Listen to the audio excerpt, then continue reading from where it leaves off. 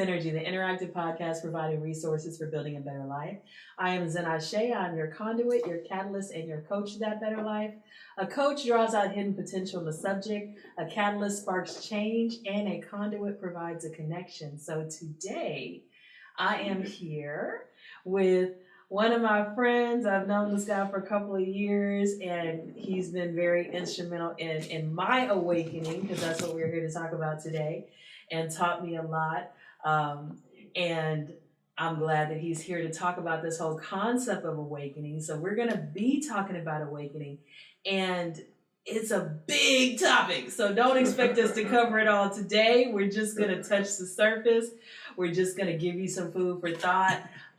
We're going to tell you about some of our experiences, and just everybody, I think, is on a journey to becoming their best selves. And part of that is awakening, leaving behind I guess you could say, the barriers, the bindings that have kept us asleep and unaware of our potential, unaware of the lies we've been told, the deceptions we've been told. And then we awaken and we are more aware of our potential, our history, our gifts, our talents, our culture, and just how everything impacts us, whether it's the planets, whether it's the zodiac, whether it's nature, music, our thought processes. We are impacted by everything around us. And so we're going to be talking about that today. And some of this may be strange, because I'm always interested in learning things I've never heard before. So I may be hearing some stuff I've never heard before, but it's all about food for thought. It's all about different perspectives. And that's what Zennurgy is about. Just introduce you to different people with different perspectives so that you can see that there's not one way.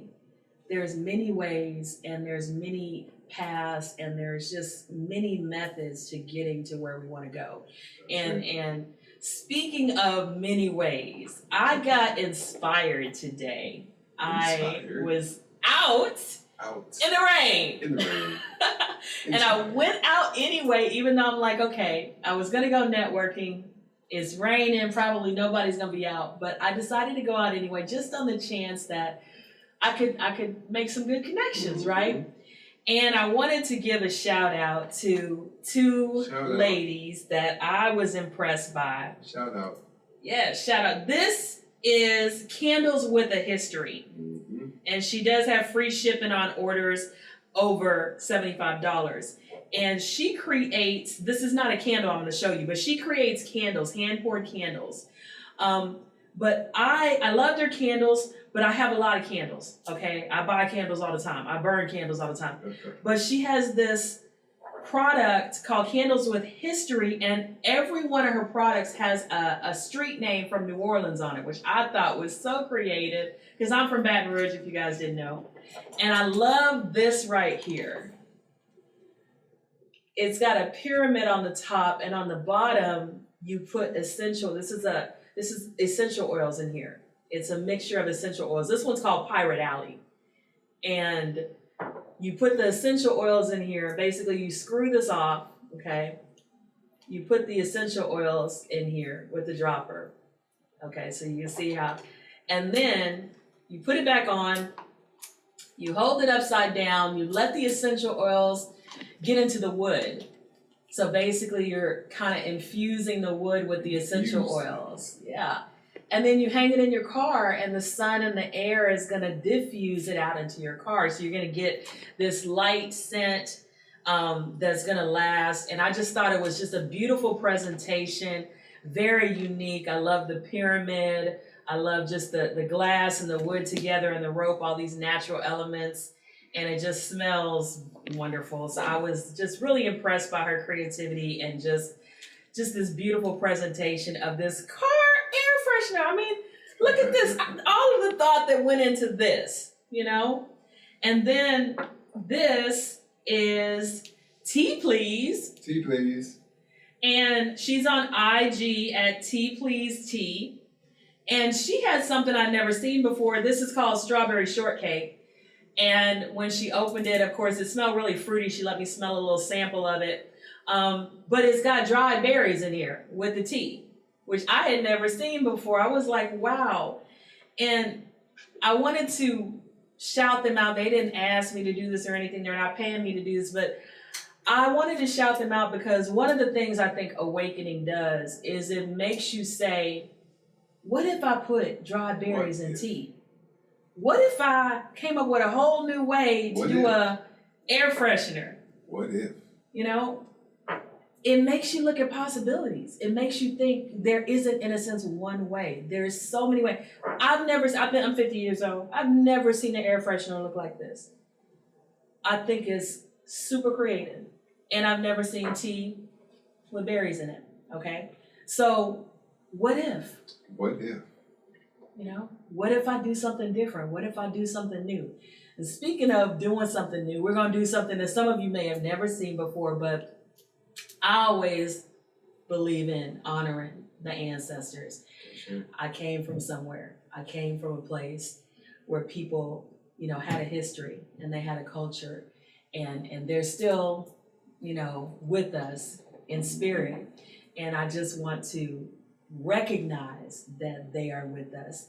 And so I wanted Baba to do a libation before we got started, just to honor where we came from. Everybody has a history, everybody has a culture, and awakening to that and embracing that, and even adopting some of the practices that we've gotten away from in America, I have found for me has been something that has enriched my life and made me feel much more connected to who I am as a Black woman. And so I wanted him to do a libation before we got any further into our show. So we're going to do a short libation today, but we're going to do one that's powerful. First thing, when we use water, water is a conduit. And as you know, a conduit is something that allows things to move. And so our ancestors are on a spiritual realm. And so water is a conduit to allow them to come into the space where the water is. For all of us who remember as a child, we were told, don't put your hand in the socket. Now, if you put your finger in the socket and there's no water, it doesn't happen. But if you're in water, you already know what happens. So you know that water is a conduit of energy. We're going to offer libations first to our African ancestors from the Nile, who gave us the gifts of civilization, religion, science, medicine, and all the ways of being human in a way that allows us to be in connection to the Creator, to the nature, and to each other. So let us say Ashe. Ashe. We're going to honor our ancestors from the west coast of Africa, because the west coast is where so many of us have our roots because of the myopia that took place when we were taken from our land, we were taken from our people, we were taken from our ways. But we want to honor those who continued the knowledge that came from the Nile, and as they migrated from the Nile, they continued to expand upon that knowledge. One of the things that we often see that came from West Africa is our Adinkra symbols, which we all love, Sankofa and many other Adinkra symbols. So we want to honor our sisters, brothers from the west coast of Africa. Let's say Ashe. Ashe.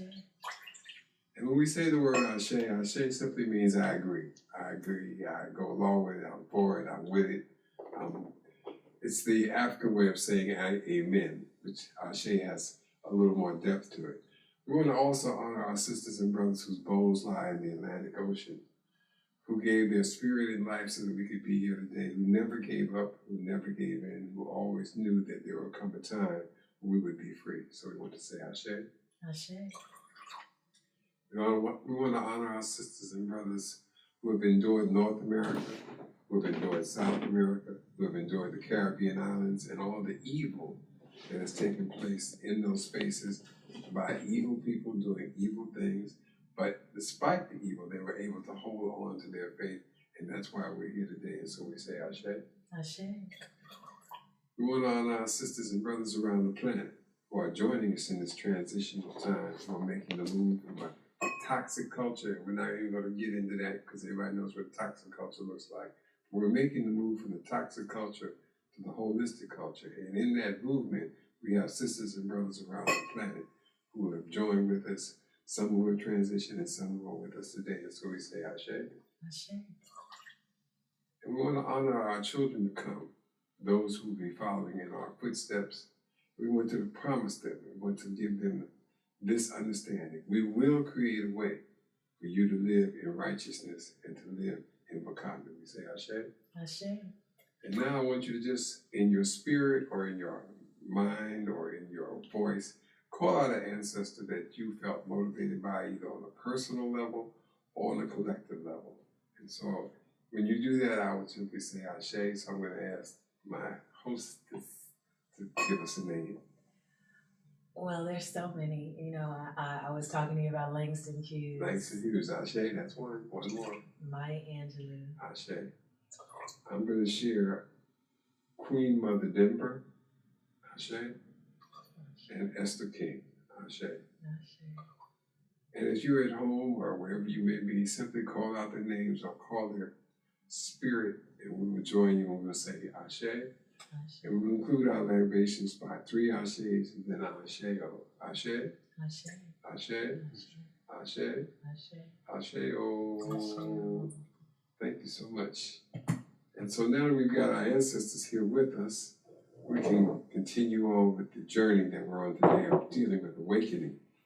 And when Zen called me and said, you know, Bob, I want you to join me for this podcast on awakening that's going to be during Women's Month, I said, well, you know, first thing that came to my mind was Black History Month is in February, but in actuality, Women's Month should be in January, and I'm going to share with you why.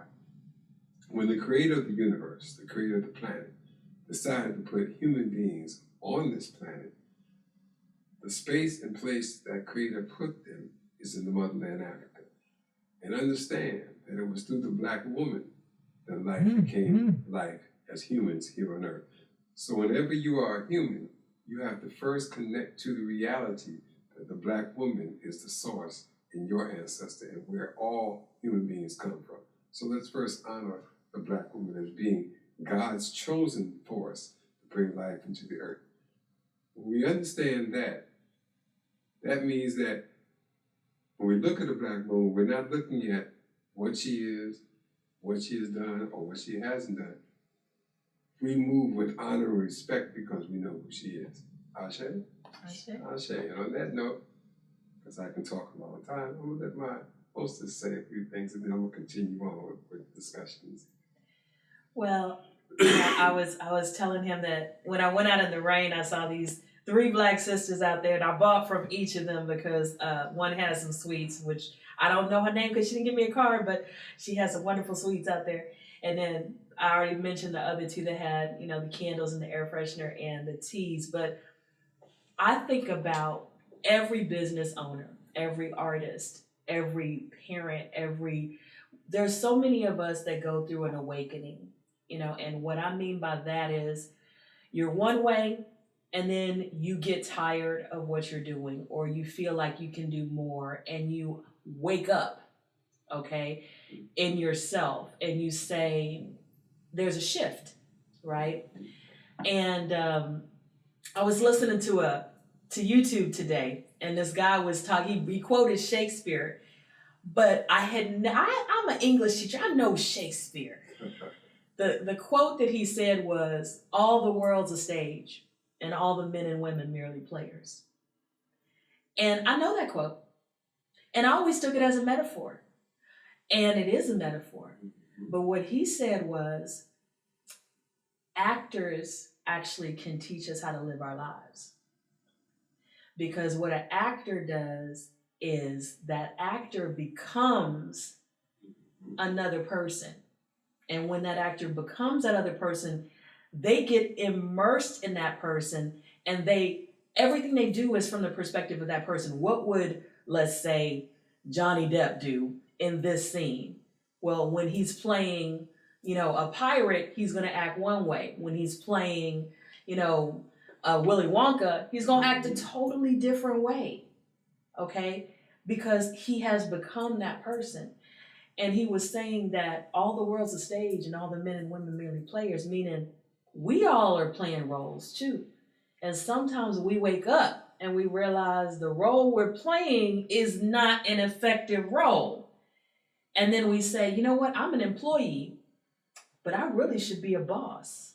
I really should be an entrepreneur. And we wake up and we take on that role and we begin to change our mindset, change our behavior, change everything.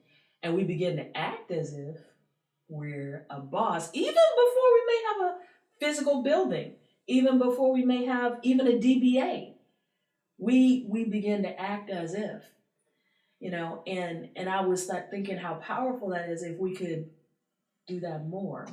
Well, on that note, let's look into that a little more in depth. We talk about awakening.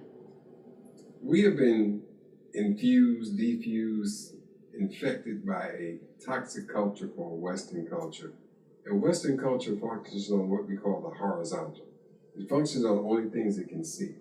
It doesn't deal with the vertical. And when we look at African culture, we look at the history of our culture, we always function on the horizontal, but more importantly, we function on the vertical. So when we say functioning on the vertical, we're saying that we always align ourselves to first get grounded, which is the depth part, to understand what's going on below us, and then to see what's going on above. You've often heard the statement, what is true above is true below. So an awakening is the first awakening that we have is from our African ancestors who said, man know thyself, and man was not limited to male or female, it was just inclusive of everyone.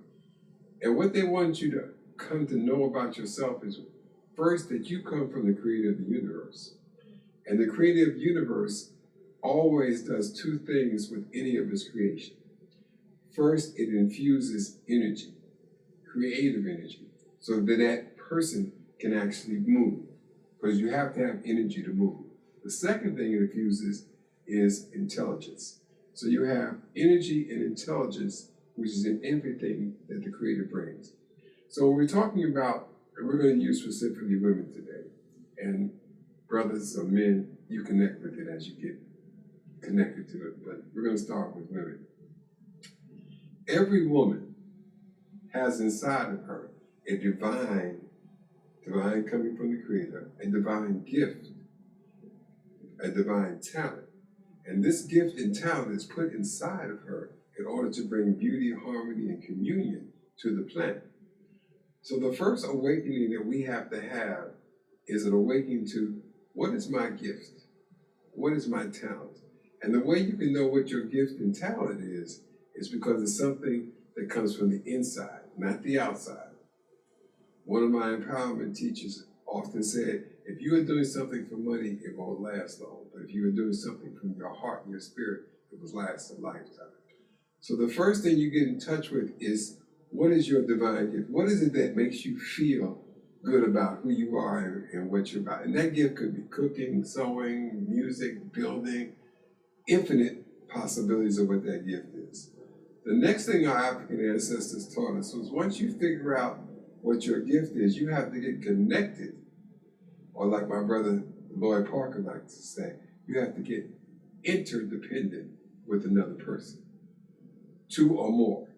That's the African way. Where two or more gathered, the Creator shall be. You have to get connected with another person who feels that they are in the same realm that you are in. Like if you like cooking, you get connected to another person who likes cooking. Now, once you've made that connection, the next step in the process is you now infuse your mind with the thought of, and this is the intention that you function with, if it helps me to become a cook, it's good. If it doesn't help me to become a cook, it's bad.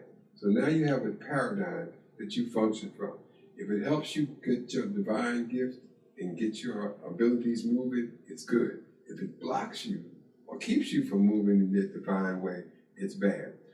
The second thing that the African ancestors said, that's the horizontal. The gift is the horizontal. This is the deep part. Every gift you have is meant to be of service to others. And the African ancestors often use the example of the orange tree. The orange tree has to start out as a seed, which we start out as a seed. It's infused inside of that seed is the potential for it to become a tree. Inside of us is the potential for us to be the great ones that this divine gift has given us. What the orange seed has to do first is connect to the earth, and we call that getting grounded. So when you get grounded, you get connected to the earth. The earth gives you nutrients in terms of water, but the earth also gives you something else in your connection to nature, which is you have to connect with gravity, because gravity is what allows you to function on the planet. Without gravity, you ain't gonna be here. So your grounding is you get connected to the earth. The next thing that happens is you have to reach up to the sun. You have to reach up to where your strength comes from, which is the sun, and that's what the seed does. It grounds to the earth and it sends its roots to the earth, and then it reaches up to the sun. And when it becomes a tree, it bears fruit. And I'm not now going to get you involved. What does the orange tree do with the fruit? Gives it away. It gives it away. It doesn't consume it for itself. It gives it away. And it attracts people to it because it has such value. And it has specific value to a specific aspect of nature, which are people. And all the orange tree wants you to do is take the orange and enjoy it. And when you come to take the orange, all the orange trees wants back is your breath. You give the orange tree back your breath, the orange tree takes it and continues growing. So what we're saying is, when you develop your talent, you service others, and what people give back to you is whatever you need in order to function well on the planet. That's the process of being grounded. That's the process of being in tune to yourself. That's the awakening that you want to have. And in that awakening process, you then find out that when you are doing what you were put on the planet to do, you have now opened your channels, and we can talk a long time about chakras, but we're just going to be short about that. The chakra that you have opened up is the heart chakra, which means now you have opened yourself up to receive joy. My sister Lauren Hill said something a long time ago, which I always like to quote: how you going to win if you ain't right within? And what she was also saying is, when you have evil thoughts, when you're about that toxic culture, you have shut down your heart chakra. For that heart chakra to work, it needs you to be in tune to the Creator, in tune to nature, and in tune to your divine gift, and to be of service to others. Last caution: talk is cheap. People can say anything. A mouth can say anything. The way that you find out whether it's actually something of value is the fruits. It's what you do. And for the awakening, once you found your gift, once you get connected to others, you will find that the universe will send you people who will help you along your way. They'll send you movies, books, all kinds of things, autobiographies that'll help you along your way. But the also thing the universe will do, it will allow you to experience joy. And you will then be able to see how you experience joy through experiencing your gift and giving it to others. And that's where joy is found. The second thing that happens is, once you find out how to have joy with your, excuse me, the winter storm. Once you find out how to have joy with your gift, you will then open yourself to the awakening where you can find joy in everything that you do. So that you can find the joy in things rather than finding the gossip in things, the drama, the chaos. The two words that both emphasize Western toxic culture is chaos and drama. When you got chaos and drama, you're in the toxic culture and you've gotten caught up. When you have an awakening, you move to the holistic culture, and now you're using your gifts and you're being of service and you're finding joy. And the two words that emphasize what's going on in the holistic culture is peace and happiness. So you are carrying that peace and happiness with you because you have awakened to who you are. You've awakened to your gift and what you have inside, and you're giving it to others and you're receiving things back from it. And so that's the awakening that takes place.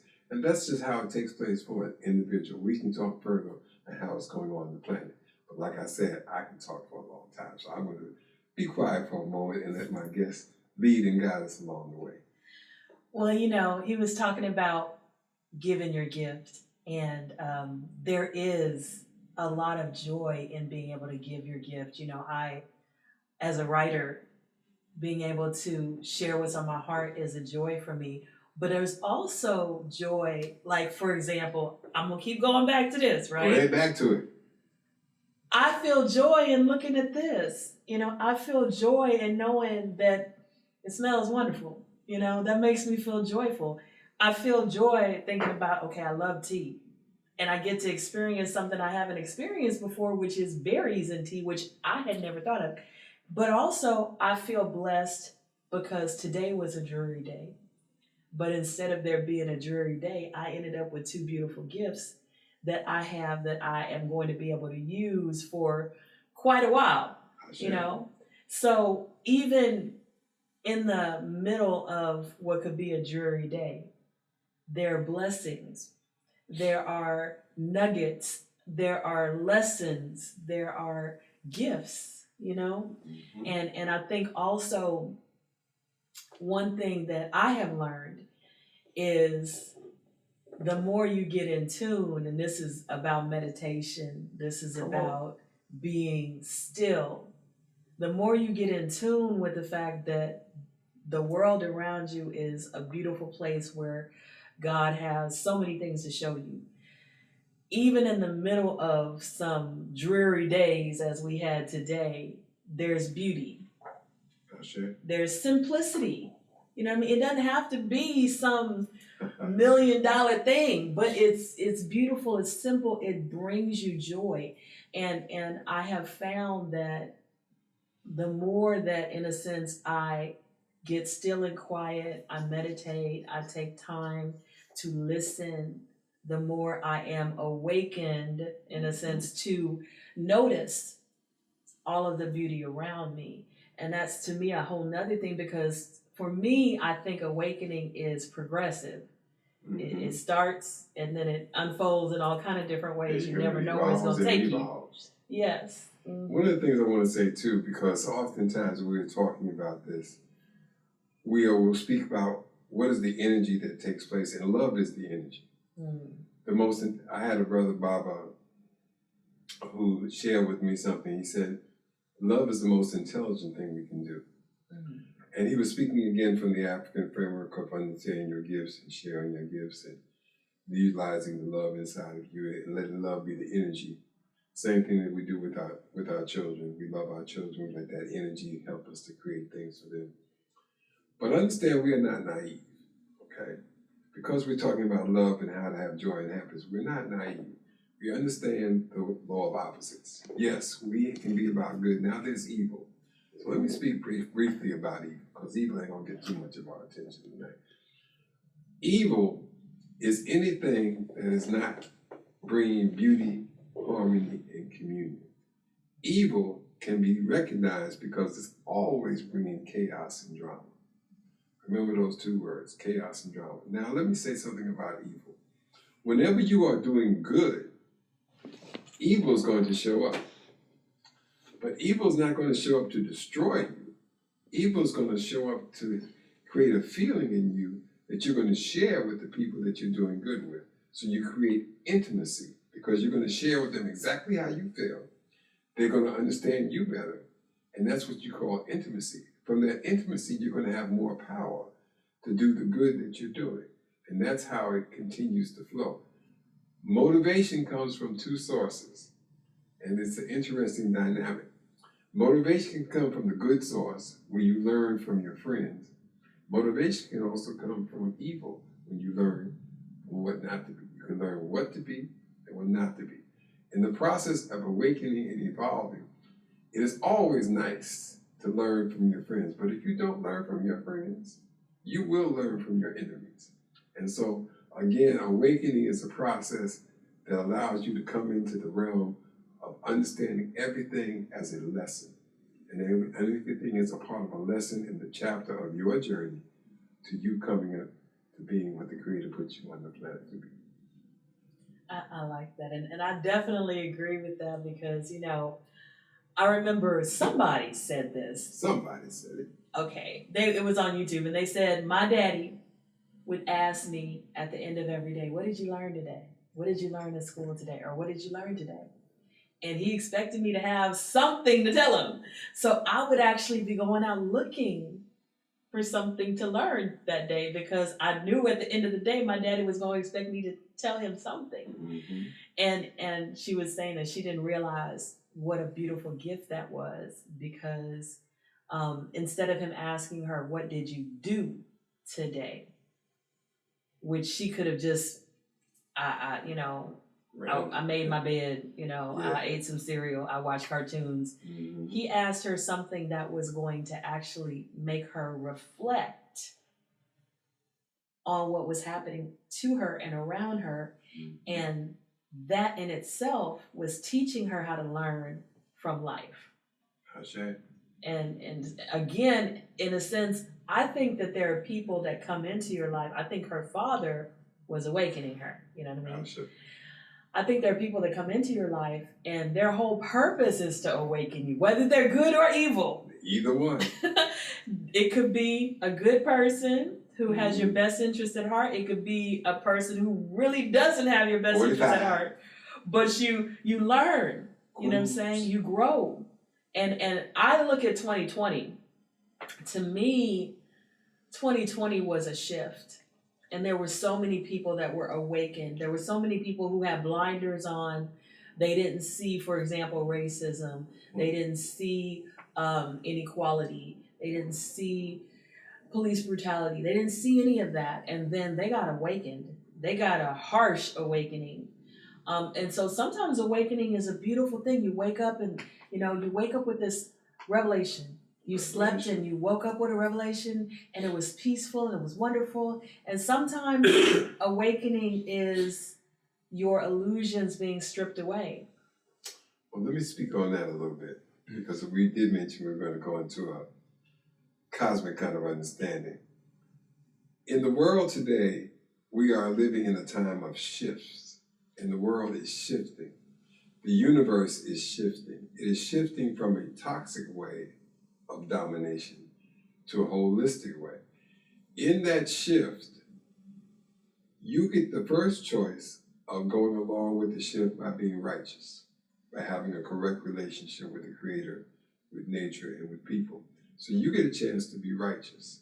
And if you follow that righteousness and go through what you have to go through to shift from toxicity to wholeness, you're going to be protected, because the work that you're going to do is going to give you spiritual protection. Now, on the other hand, the universe recognizes that everybody's not trying to shift. So therefore, the creator of the universe said, normally, I don't intervene in the ways of man. Normally, I let things just unfold. But you know what? Enough is enough. It is time. So the creator says, it's time for things to shift. And so the creator decided, let's get some things straight.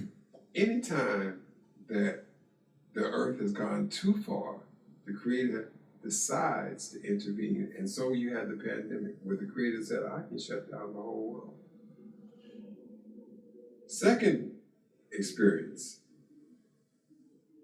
we in Houston went through what they call the winter storm, where the universe said, you know what? I don't really think y'all got all the message that I was sending for the pandemic. So let me give y'all a little deeper message. I can shut down this whole situation where nothing moves, where you don't have any energy, where you don't have any lights, where you don't have any power, because this is still the universe that I run. And so the creator created the winter storm, sent it our way to remind us that in times of storm, what happens to people? Good people awaken to their goodness and actually help each other out. They actually create more communalism during times of storms than they do in a normal day.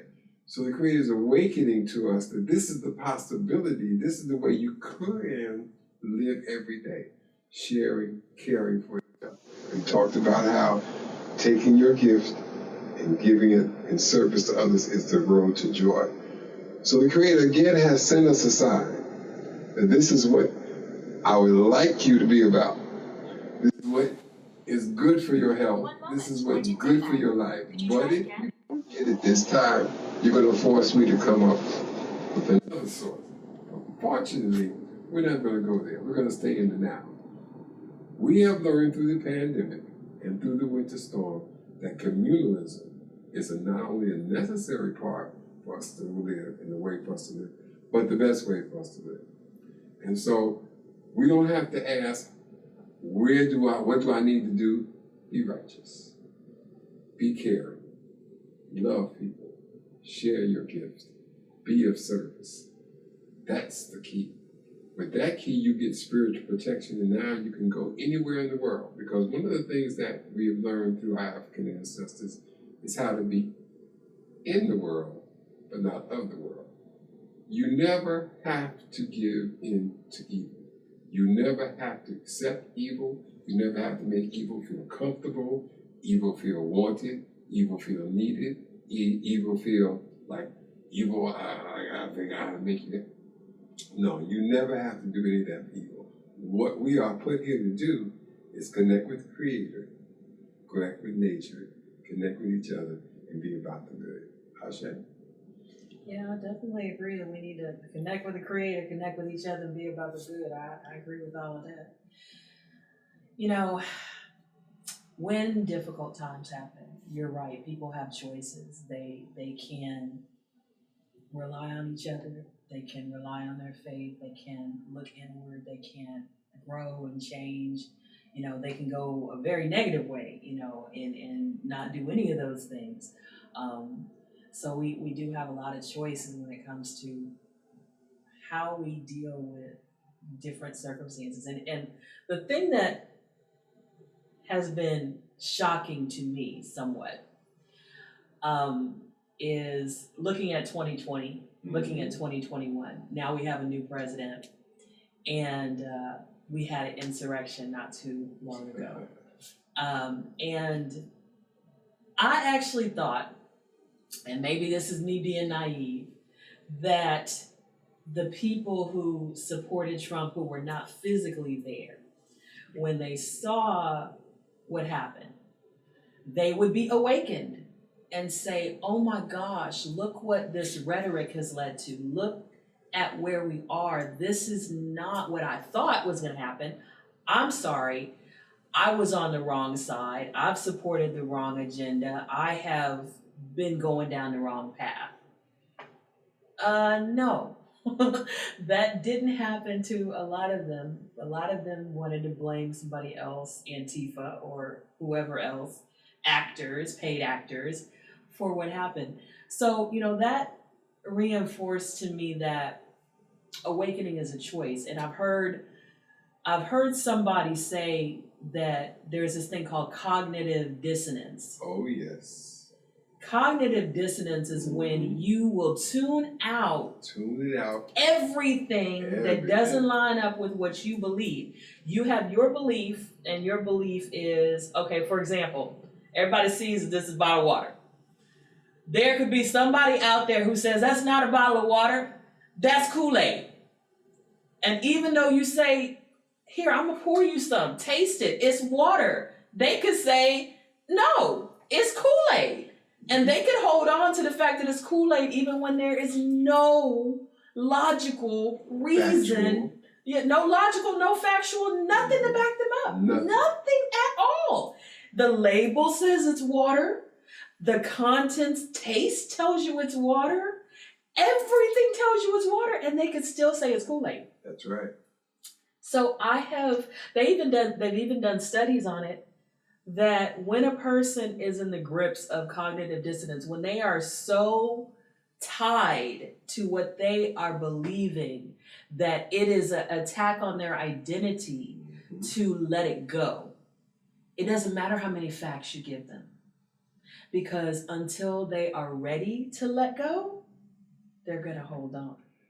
And that leads me to two things that we have to understand that are taking place in the planet. First, white supremacy was a fabricated, mythological lie put together that enticed people to believe it.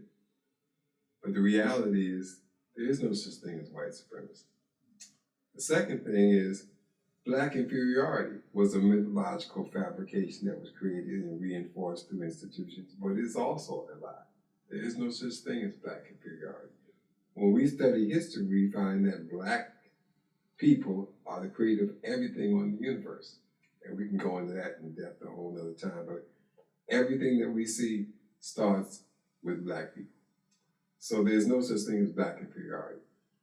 What we have found out is that cognitive dissonance is a disease that people who have it, who think that white supremacy and white privilege is real, they got to deal with that disease because they're sick and they're insane and they need healing.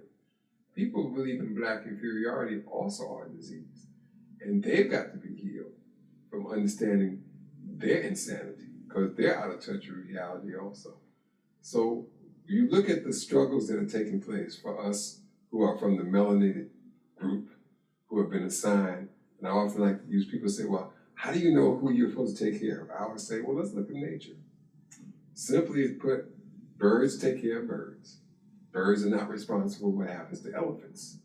Elephants take care of elephants. So what we're looking at is for those who are infused with the disease of white supremacy, you got to get healed with your people and get it worked out. For those of us from the melanated world who are infused with black inferiority, we've got to get healed. And we've got to get together and figure out how this insanity is in our mind and how this toxic behavior is motivating us to do ridiculous things like shoot each other, kill each other, take, and medicate us, or try to medicate our troubles away. All those things are things that we have to deal with. But the reality is cognitive dissonance is a disease that takes place in the non-white world and also takes place in the melanated world, and we have to understand it. Once you understand it, it gives you clarity. Once you have clarity, you can now resolve the issue. If you don't have clarity, you will be putting a Band-Aid on cancer as opposed to dealing with the root. And on that note, I'm going to share one thing about the planets, because I did say I was going to talk about the planets.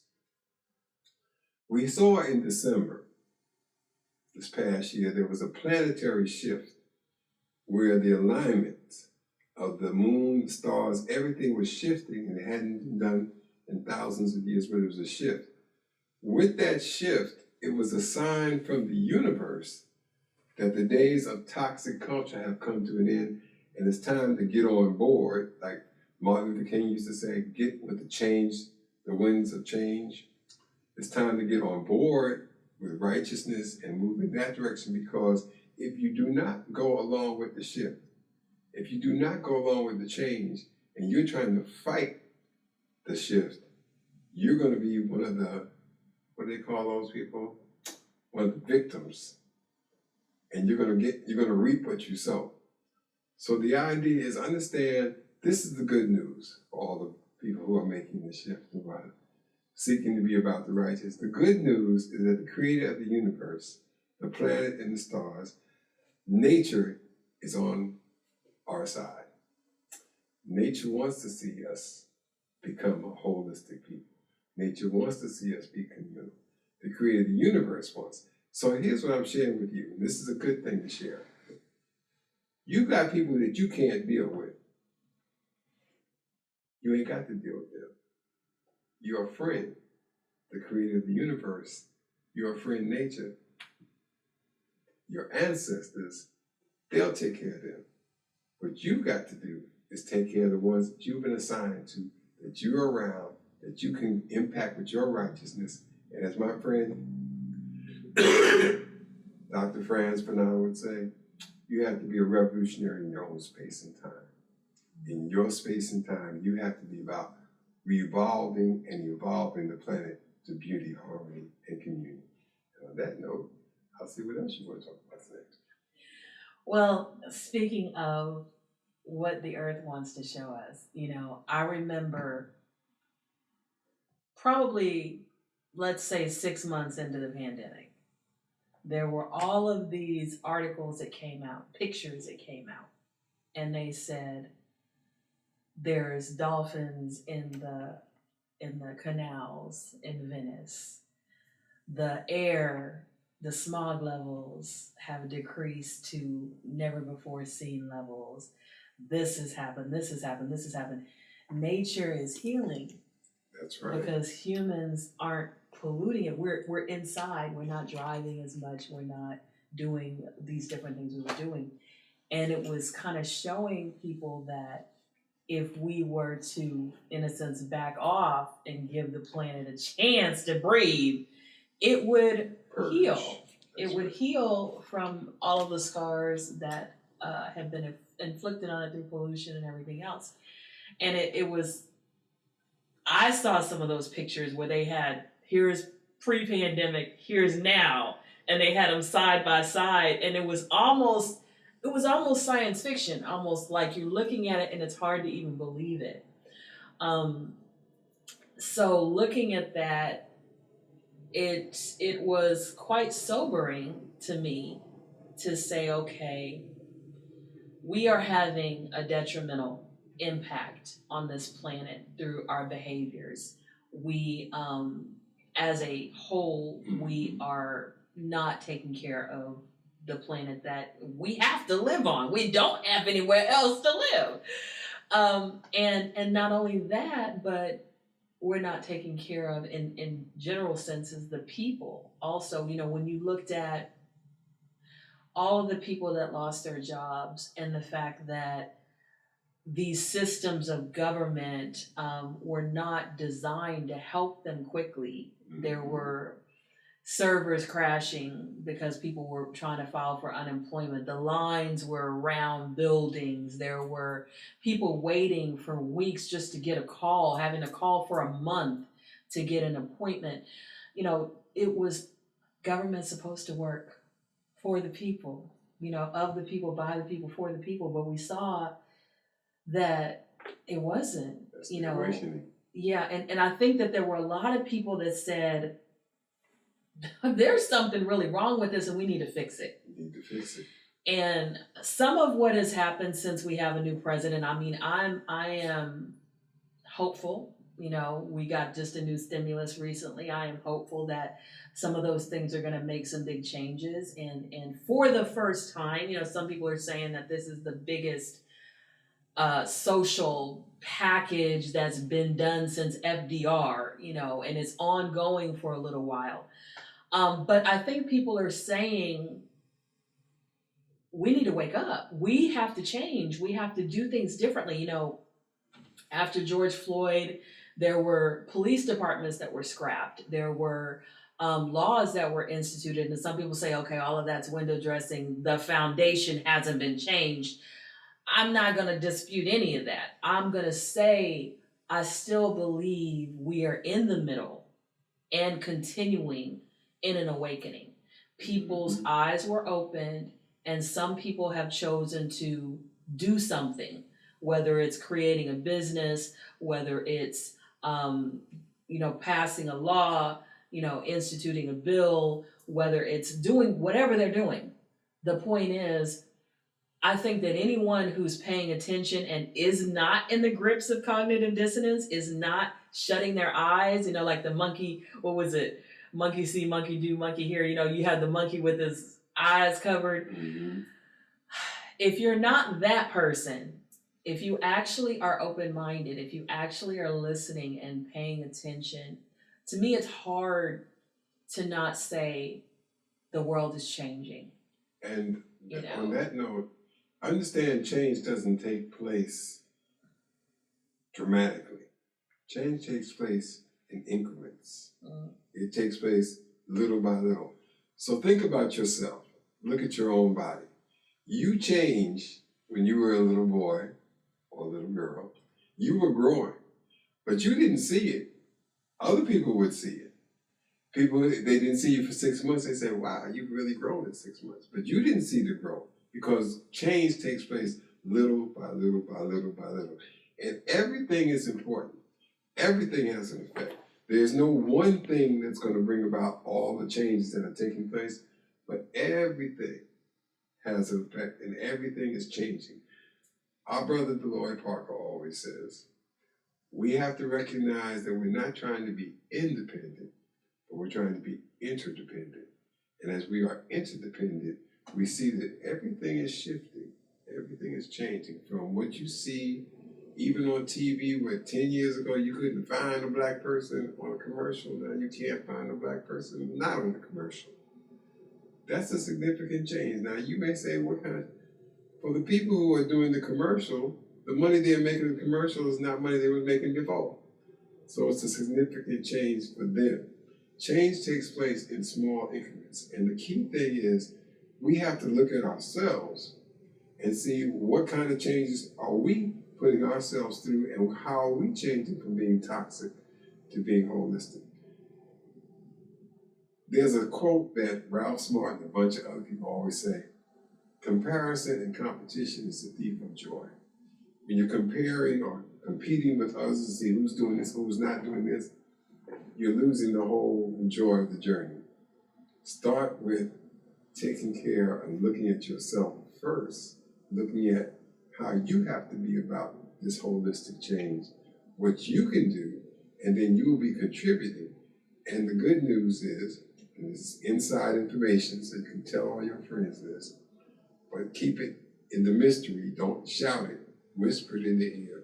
When you do right, good things happen. Yeah, I agree with that. You know, you're talking about change and what can you do? You know, when I went through 2020, and I think many people had that period of time when they sat down and they were still for a little bit. And I was listening to YouTube because I listen to a lot of audiobooks. So sometimes when I'm telling you stuff and I say I'm listening to YouTube, I'm listening to an audiobook, but I cannot remember the name of it at the moment. But I was listening to an audiobook and this man said, we, meaning human beings, are like photographs, like the old time photographs. He said, we get these ideas and that image is impressed upon a film. And then sometimes we have to go into the dark. We have to go into sleep. We have to go into meditation. We have to go into stillness for that image to come out properly. He said, when you get inspiration sometimes and you immediately want to act on it or blab it off, if it's not time, what you're doing is exposing the film before it's developed. Come on. And the image is not clear to you, and it's not clear to anybody looking at you, because they're like, what is she doing? She just going off, and she going off half-cocked. That's what people say. Yeah. She going off half-cocked. And he says, sometimes you need to learn how to be in a dark room, and you need to be still, and you need to let the awakening happen. And then when you actually are awake and you can see clearly, then you move forward. There you go. But we all have seen those movies, and I don't know if anybody still has dark rooms, where the person's in the dark room and they got there's no windows, everything is completely dark. Right? And they're doing they're moving that picture around, and then they're hanging it so it can dry. And if you open the door, they're like, ah! You know, they're freaking out because all of that painstaking work could be destroyed in just that careless exposure. Yeah. And also he was saying, when you are in the process of, in a sense, going through your awakening, sometimes you need to be in the dark room, meaning you need to get away from people who are not going to help you develop. You could have somebody in that developing room with you. They could be in the dark with you, talking to you about it, helping you, maneuver those photographs, whatever. They could be in there with you. But what they can't be doing is going in and out that door, while you're trying to develop these images that you're trying to understand. And I thought that was a very powerful metaphor because, when I went through 2020, there was about a month where I just sat and wrote and meditated, and I just tried to process what was going on in the world. And I didn't do a whole lot of talking to people. I didn't do a whole lot of being interactive because at the time I realized that as an artist, as a business person, as a teacher, my whole life in those three areas was going to change drastically. And I needed to figure out how I was going to deal with it. And so I had to literally sit down, be still, get some ideas, and let my subconscious talk to me, let my intuition talk to me, let my wisdom talk to me. You know, I had to just be still. And then, you know, when I came out of that period of time, the thing that I had was this workbook package, you know, which you can get this. I just knocked them. I'm selling these for $15, but he was talking about investing in yourself. You know, how are you developing? You know, this is mine. There are 16 pages in here. Each page is dedicated to a different topic. Like this is abundance. And it does focus on, you know, putting a song, a movie, a book, a goal, an affirmation, putting a picture of an ancestor that inspires you. What can you learn from that person?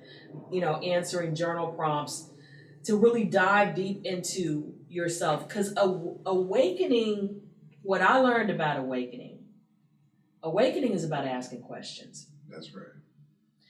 And asking open-ended questions. Because sometimes we ask the question like, what is the solution to this problem? And that's a good question, but sometimes you need to say, what are the solutions to this problem? Because when you're looking for one thing, you find one thing. When you're looking for a lot of things, you find a lot of things. That's right.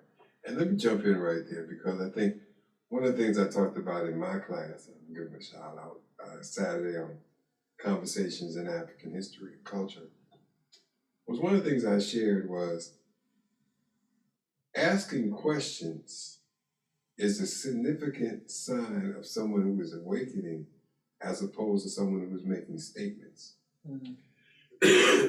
Statements are made when people are trying to validate who they are, or validate where they're coming from, or validate what they're saying. Once you understand who you are and you're connected and grounded to who you are, you don't have to make statements.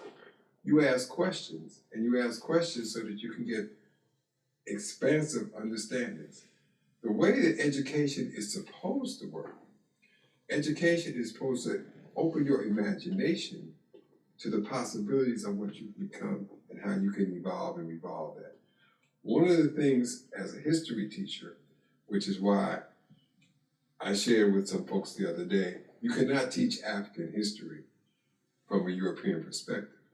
And the reason you can't is because in the European perspective, it's always just trying to deal with statements. It's always just trying to deal with who shot who and who destroyed this and so forth and so on. In the African understanding, it's always dealing with questions. Why is the stars there? What do the stars do? How do they interact? Why does this move? That's how we created chemistry. That's how we created physics. That's how we created medicine. It wasn't making statements. It was asking questions.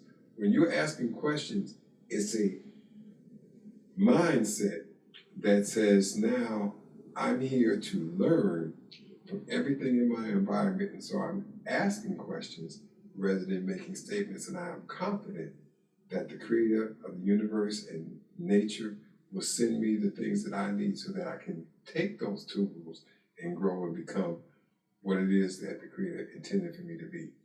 And the word that I wanted to put in there that you also were saying is, it's your intentions. Your intentions are the most important aspect of what you are doing. It's not what you say, it's not what you look like, it's what is your intentions. Because if your intentions, and I'll go back to Lauryn Hill again, if your intentions are right, then good things are going to happen. But if your intentions aren't wrong, even though it may look right, you're going to reap what you sow. And this is the thing I wanted to share too, that's very important, especially for us in what we call the conscious community. In the conscious community, you have people who can dress a certain way, can have different hairstyles a certain way, can look a certain way. But if they haven't come to making that awakening, making that shift from the toxic culture to the holistic culture, their intentions are not the same. And the classic example is since we were assigned to live here in America by the Creator and to learn things, America, when they say God, they are talking about money. Okay, their God is money. The African perspective of the world is our God is the creator of the universe. Our God is cosmic energy and creative intelligence, and it's in everything. So we see, when we look at anything, we see creative intelligence and cosmic energy at work.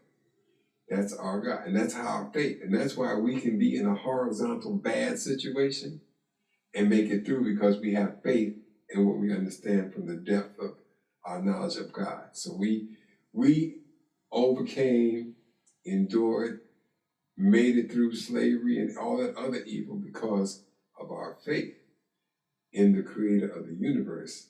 And so we have to remember those are the historical ways that we have grown, and not to lose track of that. Western culture, it will entice you with the vertical, with the horizontal, with the trinkets, with the materials. But the trinkets and materials, as the old folks used to say, money can never buy you love.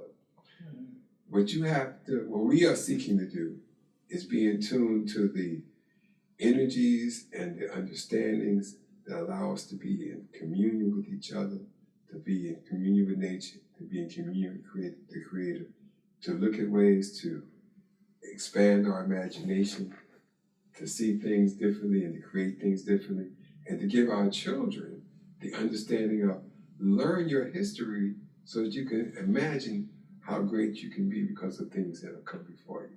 And that's the kind of way that we want to have our attentions and our mind is on the idea of asking questions rather than making statements. I like that a lot. So I want to wrap up with this.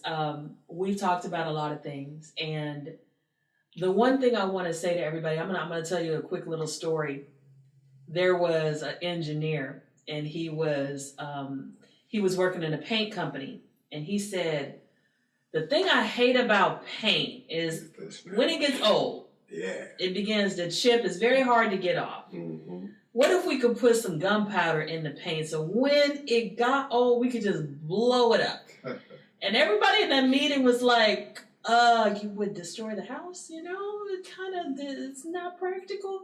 But the people in that meeting also said, but you're on to something.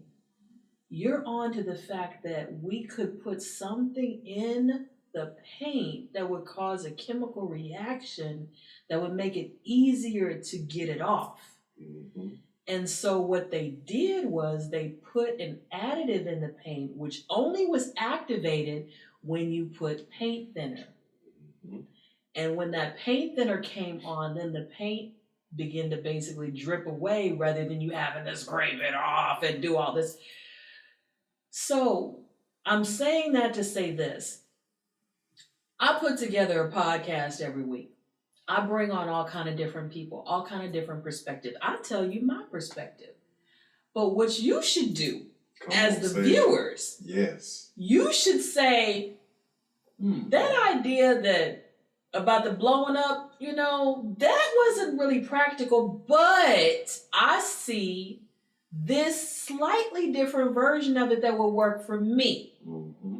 I see this slightly different version of it that will work for my children or my family. I may not agree with everything they said, but I'm taking it in and I'm not having cognitive dissonance, holding on to this bottle and saying this is Kool-Aid when it's water, but I'm actually saying, hey, I may not like that brand of water, but water really is good for me. Mm-hmm. And I'm going to get a brand of water that I like. Mm-hmm.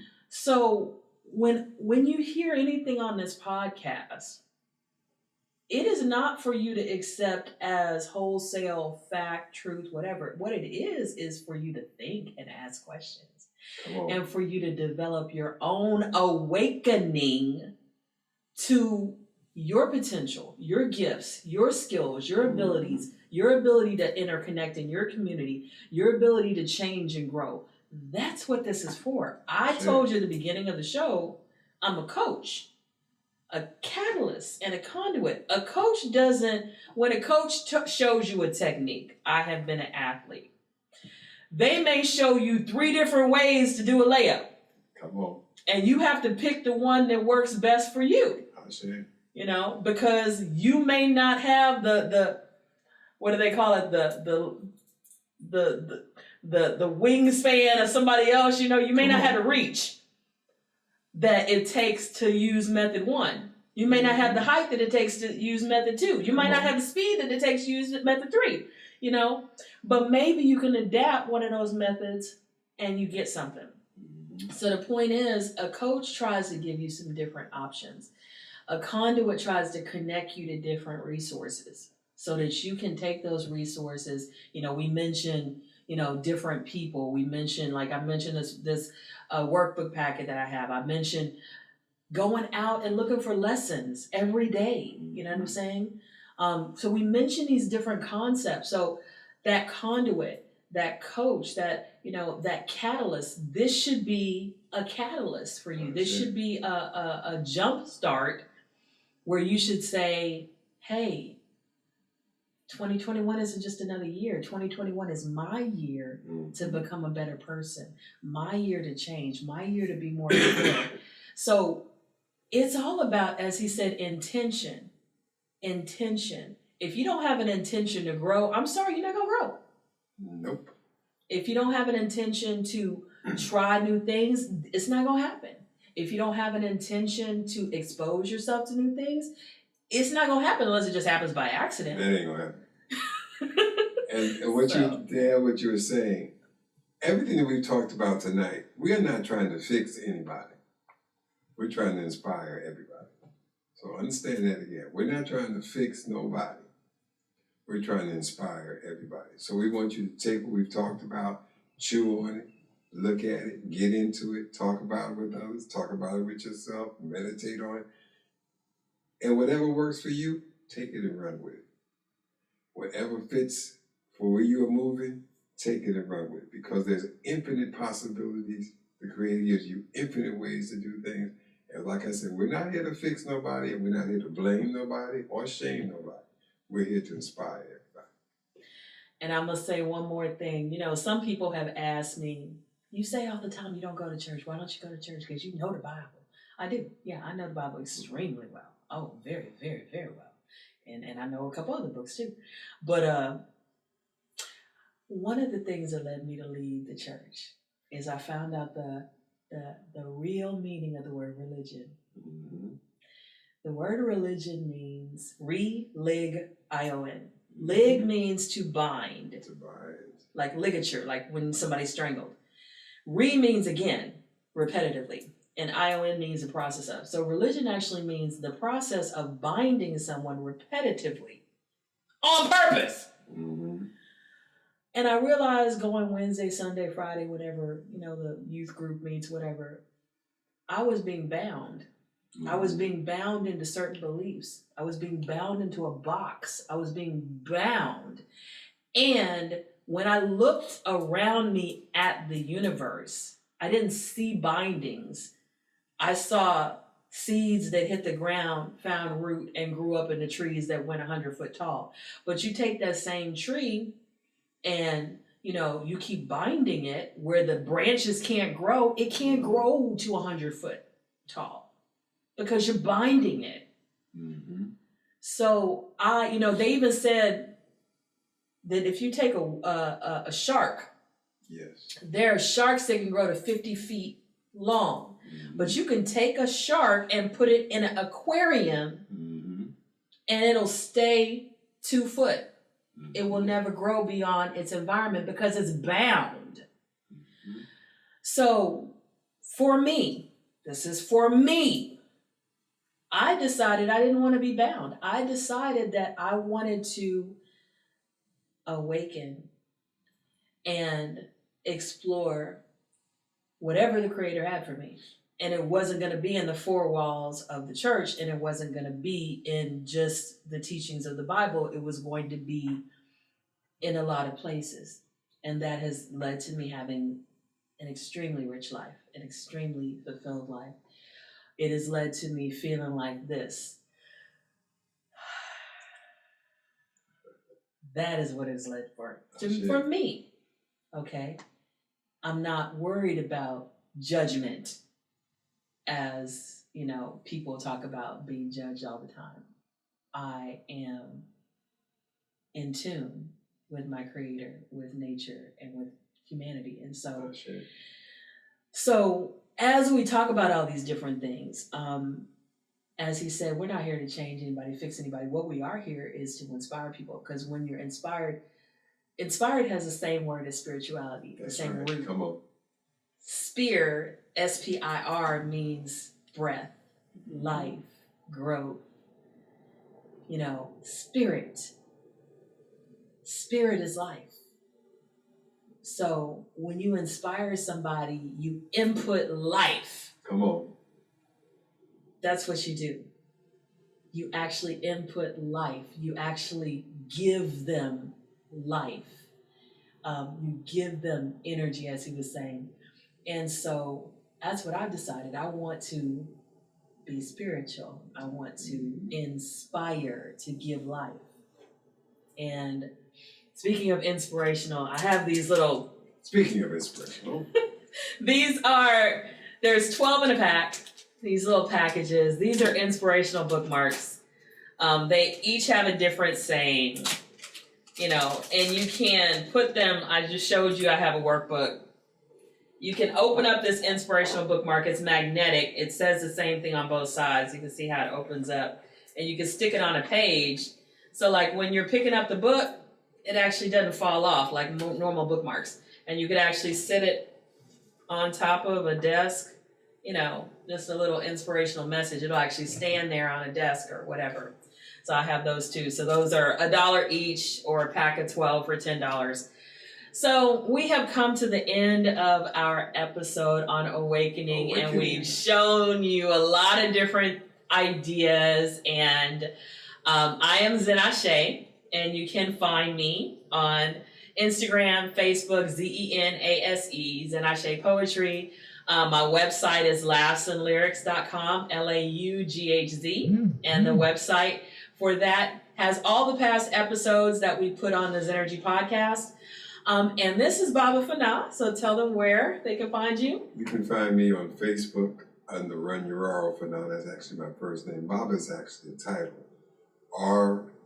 Runyararo Fana, F-A-N-A. I'm on Facebook. I teach a class every Saturday called Conversations in African History and Culture at 1 o'clock on Facebook. And if you miss it at 1 o'clock, you can go on my Facebook page and it'll be on there. If you send me a friend request, I'll confirm it. I like everybody. It's all good. The other way that you can always get in touch with me is I'm a minister at the Shrine of the Black Madonna. I'm one of the ministers at the Shrine of the Black Madonna. Every first and third Saturday we have the Buy Black Market at the Shrine of the Black Madonna at Martin Luther King Boulevard between Old Spanish Trail and Griggs. I'm there every first and third Saturday, and I open up the Buy Black Market with one of the blessings I have, which is drumming. And so I'm there every first and third Saturday from 11 to 1 doing my African drumming, and also talking with anybody who wants to share and get any further information. We can do any number of things, so that's how you can get in touch with me. Awesome. And thank you guys for joining us for this conversation on awakening, and may you walk in Zennurgy. Good night. Ashe.